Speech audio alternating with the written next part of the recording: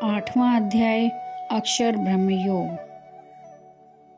अर्जुन ने कहा, हे पुरुषोत्तम, वह ब्रह्म क्या है, अध्यात्म क्या है, कर्म क्या है, अधिभूत नाम से क्या कहा गया है और अधिदेव किसको कहते हैं? हे मधुसूदन, यहाँ अधियज्ञ कौन है और वह इस शरीर में कैसे हैं तथा युक्त चित्त वाले पुरुषों द्वारा अंत समय में आप किस प्रकार जानने में आते हैं? श्रीमान भगवान ने कहा, परम अक्षर ब्रह्म है।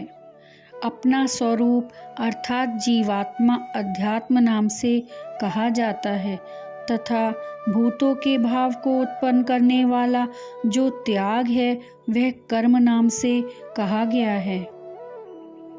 उत्पत्ति विनाश धर्म वाले सब पदार्थ अधिभूत हैं।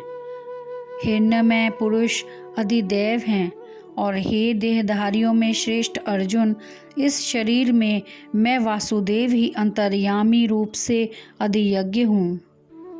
जो पुरुष अंतकाल में भी मुझको ही स्मरण करता हुआ शरीर को त्याग करके जाता है वह मेरे साक्षात स्वरूप को प्राप्त होता है, इसमें कुछ भी संशय नहीं है।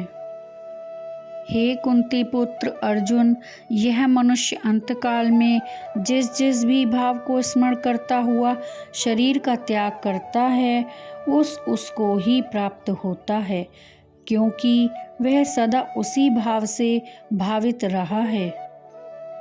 इसलिए हे अर्जुन, तू सब समय में निरंतर मेरा स्मरण कर और युद्ध भी कर। इस प्रकार मुझ में अर्पण किए हुए मन बुद्धि से युक्त होकर तू निसंदेह मुझको ही प्राप्त होगा।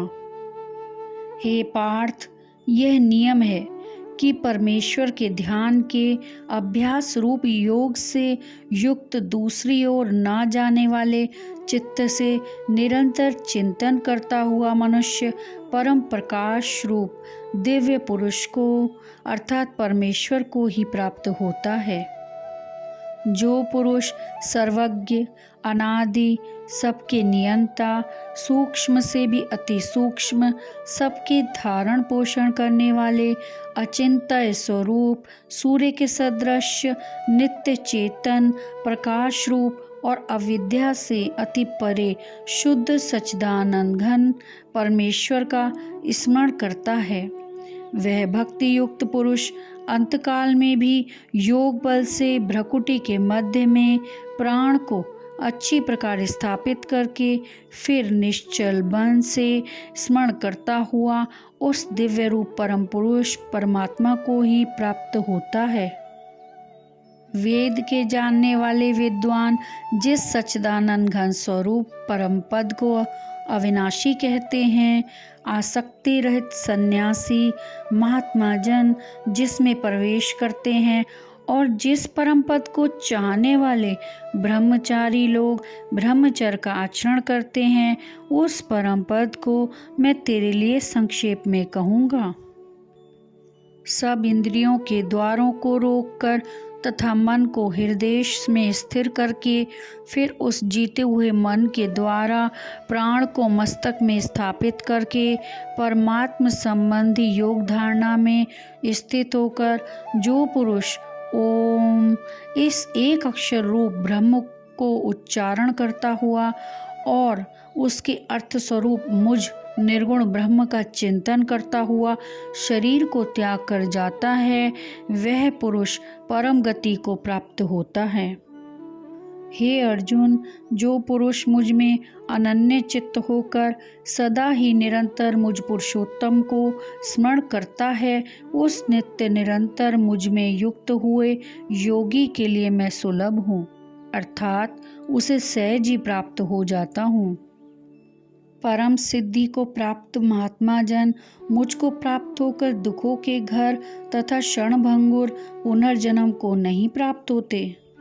हे अर्जुन, ब्रह्मलोक सब लोग पुनरावृत्ति हैं, परंतु हे कुंती पुत्र, मुझको प्राप्त होकर पुनर्जन्म नहीं होता, क्योंकि मैं कालातीत हूँ और ये सब ब्रह्मादि के लोक काल के द्वारा सीमित होने से अनित्य हैं।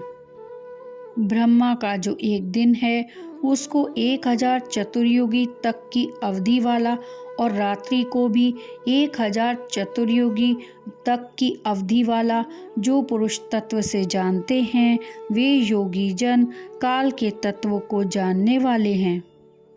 संपूर्ण चराचर भूतगण ब्रह्मा के दिन के प्रवेश काल में अव्यक्त से अर्थात ब्रह्मा के सूक्ष्म शरीर से उत्पन्न होते हैं और ब्रह्मा की रात्रि के प्रवेश काल में उस अव्यक्त नामक ब्रह्मा के सूक्ष्म शरीर में लीन हो जाते हैं। हे पार्थ, वही यह भूत समुदाय उत्पन्न होकर प्रकृति के वश में हुआ रात्रि के प्रवेश काल में लीन होता है और दिन के प्रवेश काल में फिर उत्पन्न होता है।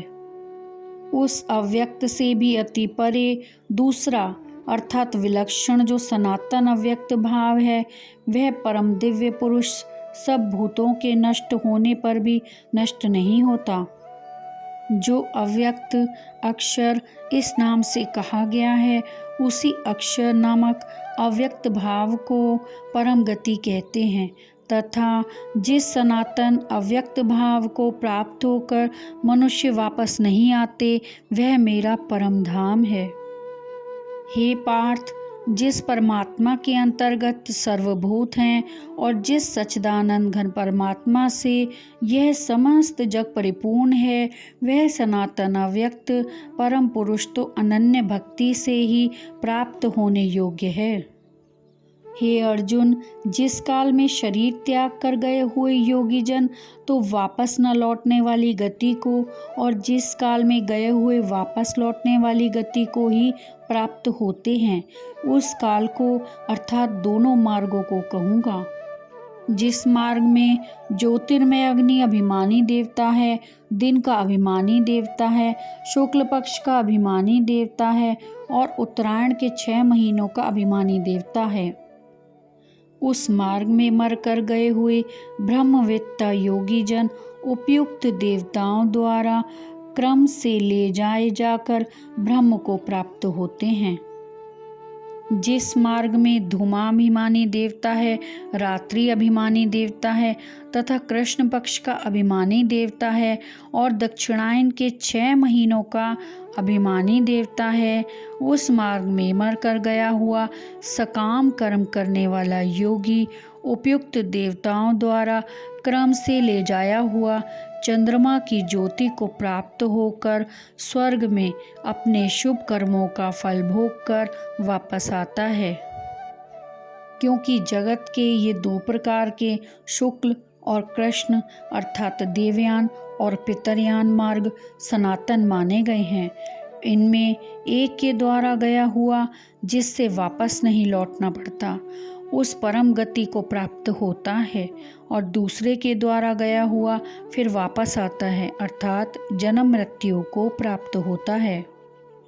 हे पार्थ, इस प्रकार इन दोनों मार्गों को तत्व से जानकर कोई भी योगी मोहित नहीं होता। इस कारण हे अर्जुन, तू सब काल में समबुद्धि रूप योग से युक्त हो अर्थात निरंतर मेरी प्राप्ति के लिए साधन करने वाला हो।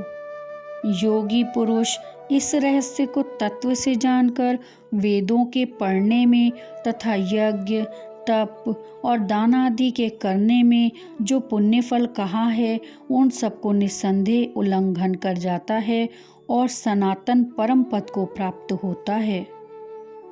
इस प्रकार उपनिषद ब्रह्म विद्या तथा योग शास्त्र रूप श्रीमद् भगवद गीता के श्री कृष्ण अर्जुन संवाद में अक्षर ब्रह्म योग नामक 8वां अध्याय संपूर्ण हुआ।